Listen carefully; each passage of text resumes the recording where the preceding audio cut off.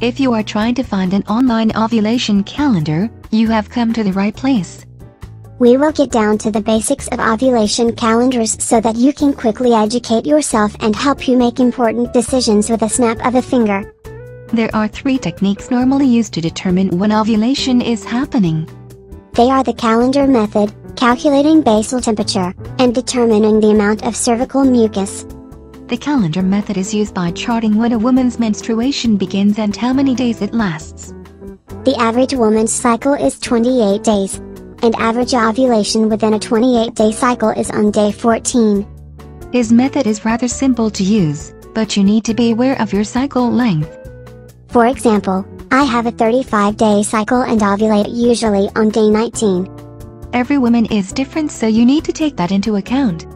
You can also use an ovulation calendar to chart out basal temperature stats. A few days before ovulation, there is rise in the luteinizing hormone. This causes a drop in body temperature. On the other hand, when ovulation occurs, your temperature will go back up, and usually a few tenths of a degree higher than normal. It is important to take your temperature with a basal thermometer because it can detect these small changes. Many people like keeping track of basal temperature because it is normally more accurate than just going off of a calendar, the days in your cycle and average day you ovulate. The only downside to using this method is remembering to take your temperature, preferably before you get out of bed in the morning. When you notice the biggest change in temperature is when ovulation has occurred. This will help you find out when your most fertile days are. Just a couple of days before ovulation, the cervical mucus will thin as the pH levels rise.